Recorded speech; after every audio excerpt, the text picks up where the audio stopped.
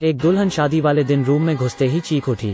उसे उम्मीद नहीं थी कि उसका पति आधा सांप और आधा इंसान होगा। वो आराम से बिस्तर पर लेटा हुआ है और अपनी नई दुल्हन को देख रहा है। जिया का मुंह खुला का खुला रह गया। वो पागलों की तरह भाग गई, लेकिन जैसे ही वो बाहर गई उसकी सासू माँ ने उसे रोक लिया। वो उसे जाने देने के लिए भीख मांगने लगी, लेकिन उसकी सास उसे जाने नहीं दे रही है। उसने कहा कि उसे खरीदा गया है। सास और ससुर ने मिलकर उसे उस कमरे में वापस धकेल दिया और वहाँ का दरवाजा भी बंद कर दिया। जिया हताश हो गई है और वो रो रो कर सो गई। इस समय एक सांप दानव फिर से बाहर निकल आया। वो अपनी पूंछ से जिया को सहला रहा है। जागने के बाद जिया चीखती चिल्लाती रही। जिया की चीख सुनकर सर्प दानव और अधिक उत्साहित हो गया। सांप दानव वही खड़ा रहा और उसे देखता रहा है। जिया ने सांप दानव को चूहे दानी से मारा। अनजाने में वो एक छोटे कमरे में घुस गई। उसे एक लोहे की छड़ मिली और उसने खिड़की खोलने की कोशिश की, लेकिन वहाँ से निकलना मुश्किल है। लेकिन सांप दानव अभी भी पीछा कर रहा है। जिया काफी मुश्किलों के बाद वहाँ से भाग गई और जाकर एक आदमी से टकरा गई। सांप अभी भी पीछा कर रहा है। सांप को देखकर भीड़ वहाँ से भाग गई। बस 2 गांव वाले उससे लड़ने की कोशिश करते हैं, लेकिन सांप दानव ने उसे वहीं मार डाला। सांप दानव को भगाने के लिए गांव वाले ने एक मशाल उठाई। अगली सुबह जिया अचानक से ही डर गई। वो थोड़ी सी बात में बस डर गई थी। दूसरी तरफ उसकी सास एक डब्बा लेकर सांप दानव के पास गई।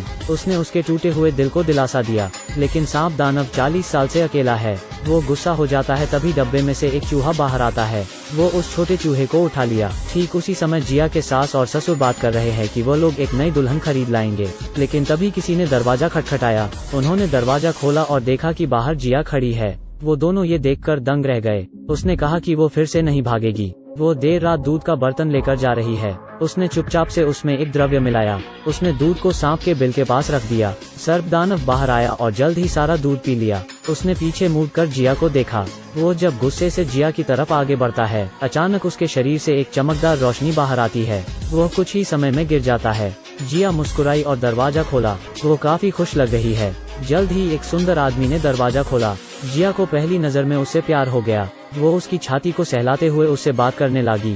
वो कहती है कि वो उसका प्यारा दूल्हा है। दरअसल गांव के मुखिया ने जिया को एक रहस्यमय बोतल दी है। उसने बताया कि वो एक इंसान ही है। उसने जिया को सारी सच्चाई बताई। एक बार एक सर्प दानव था जो चाहता था लोग उसे हमेशा प्यार करें। उसने एक शादी को भंग किया। तभी दूल्हे ने उस पर हमला करने के लिए लाठी उठाई, लेकिन सांप ने उनका पीछा नहीं छोड़ा। उसने उस औरत को काट लिया और उसका बच्चा सांप दानव बन गया। गांव के मुखिया ने जिया को बताया कि सांप दानव के श्राप हटने के बाद खूब सारा धन मिलेगा। अगले दिन जिया अपने ससुराल में रहती है।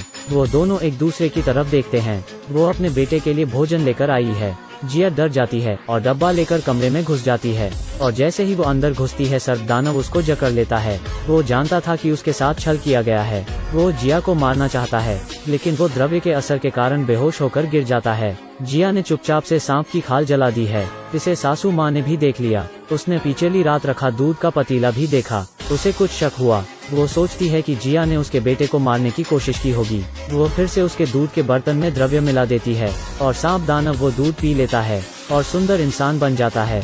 दोनों एक दूसरे को प्यार करते हैं। तभी सासू माँ अंदर आ जाती है। दोनों ने अपने बेटे को कहीं ऐसे नहीं देखा है। उन दोनों को समझ ही नहीं आया कि वो उनका ही बेटा है। सास ने अपनी बहू को जमकर खरी खोटी सुनाई। वो कहती है कि वो नालायक बहू है। जिया उन्हें सच बताती है। यह सुनकर उन दोनों को यकीन नहीं हुआ। सांप आदमी वापस अपने रूप में आ जाता है और उसे गांव वालों ने पकड़ लिया है। गांव का मुखिया आया और उसने सांप दानव पर हमला किया। इससे दानव शांत हो गया। उसने ग्रामीणों को विदा किया। उसने उसके पिता को बताया कि आज पूर्णिमा की रात है। उसके पास एक उपाय है जिससे वो सर्प दानव को श्राप से पूरी तरह छुटकारा दिला सकता है। परिवार रात तक इंतजार करता है। जल्द ही चंद्रमा पूर्ण होने वाला है। उन्होंने नाक को नीचे रख दिया। मुखिया ने उसे एक रहस्यमय द्रव्य खिलाया। मंत्र की ध्वनि के साथ सर्प दानव जाग जाता है, लेकिन सर्प दानव जो अभी अभी उठा गुस्से की स्थिति में है, वो काफी भूखा है। उसे शांत नहीं कर सकते। सर्प दानव के शरीर में से अजीब सी रोशनी बाहर आती है। उसने जिया को काट लिया। सर्प दानव जमीन पर गिर गया और जिया बेहोश हो गई। उसके पति को श्राप से छुटकारा मिला, लेकिन सांप के काटने के वजह से जिया अब सांप दानव बन चुकी है।